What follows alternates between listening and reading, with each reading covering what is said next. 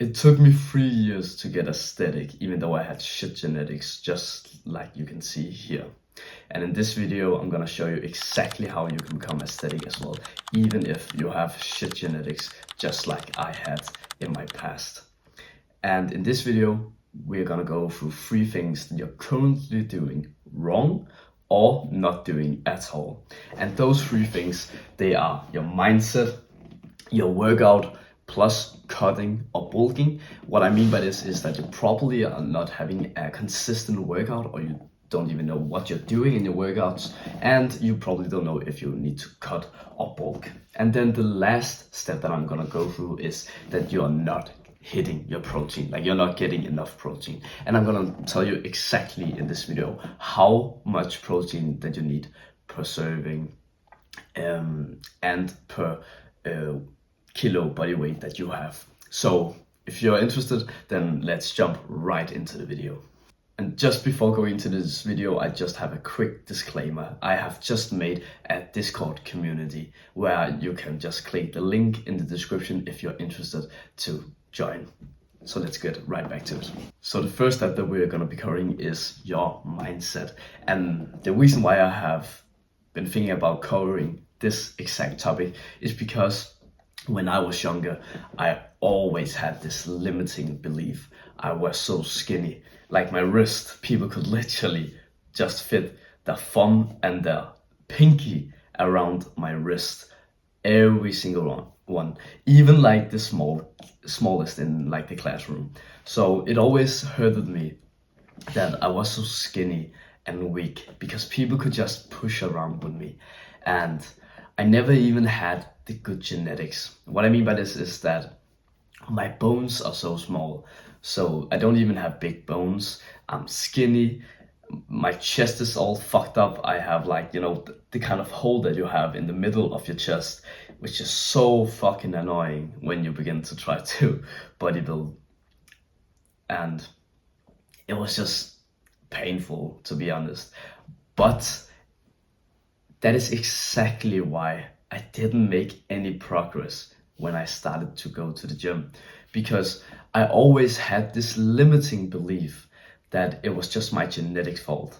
Let's say that I didn't go up in weight. I just thought, well, it's just because I have shit genetics anyway. Somebody just have better genetics than me, and they are the ones that are supposed to just have the better body and get the girls. No, it is not actually like that. Because as soon as I stopped having this limiting belief that it was my genetics fault, and the actual reason why I didn't see any progress was because I simply just didn't know enough. I didn't have the right workout plan, I had the wrong mindset, and I didn't hit my diet goals, protein among other things. So an action step that I want you to do as like from today is that you are beginning to say strong affirmations to yourself while you're in the gym.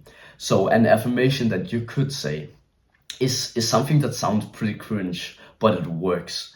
Okay, just shut your brain off and just trust me on this one. Okay, just say to yourself, I am strong. That sentence, just keep repeating it every single time that your brain thinks about something stupid or, you know, kind of tries to drag you down. You tell your brain instantly, fuck, I just thought something negative. Think about something positive. I am strong. I have high testosterone. I am a warrior. I am this, I am this, I am this. Just positive affirmations. Just keep repeating them. Keep repeating them. Because the more we repeat these words, the more we will unconsciously think about we are actually the words that we are saying. Okay, that was a really fucked up way to explain it, but I hope you understand. So the more that we say it, the more we believe that we actually are the things that we say. So if you say that you have high testosterone, your body will actually react to it in that way. So it will begin to produce more testosterone.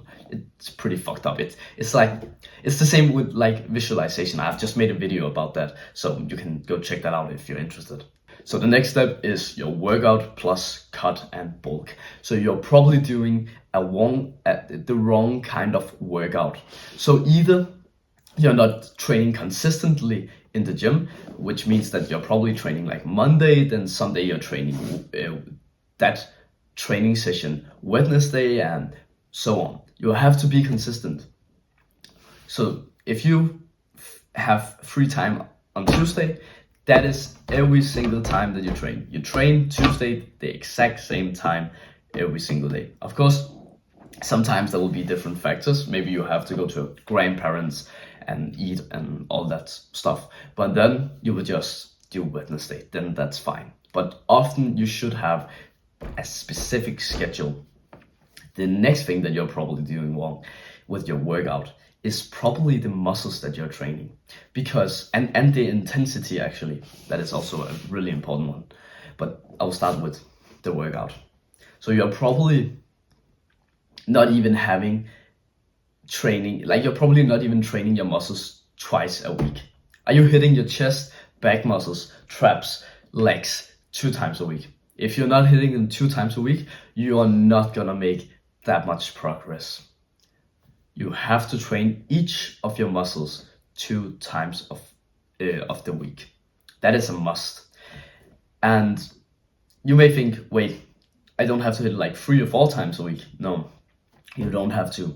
What I have done is that I started out actually doing what everybody else told me, like the bodybuilders told me to do, push-pull legs splits, like training 5-6 times a week.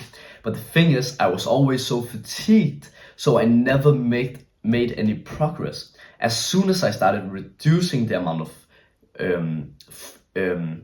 frequency, but I turned up the intensity, which means that I did less sets, less exercises, but I did them with more intensity to failure. That's when I saw progress. So you can train 2 to 3 times a week, and that's plenty. 4 times a week will probably be the best since you're a beginner. Then when you have made some progress, then you can go down to like 3 or twice a week. That's my recommendation. So my action step for you right now is to research what kind of workout split do you want to have. There's bro split, which I definitely don't recommend. Then there's upper lower split, which I highly recommend. Then there's push-pull legs, full body, research and find out what fits your schedule the best. So now we're getting into the third step, which is that you're not hitting your protein. And there's a story that I want to tell you about this, because my parents always tells me that I shouldn't get that much protein. Like we should literally have more vegetables and carbs on the plate than protein. But do you know how much protein you actually need per kilo? You probably don't. And this is something that we just haven't been taught, because of fat doctors and all this shit that just tells us protein is actually unhealthy. It's not. You have to reconstruct your brain. If you actually search upon healthy doctors on social media, like the ones who actually look healthy and not the ones who have just sitting on a chair all day and is fat and has back problems, like lower back pain problems, all of this shit, stop listening to the person who actually don't look like you want to look like.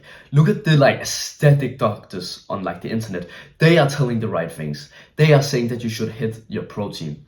I actually read a book about peak performance in sport, for example. So I don't know if this differs from if you're not doing sport, but I believe the gym is still also it's not a sport, but it's still high activity.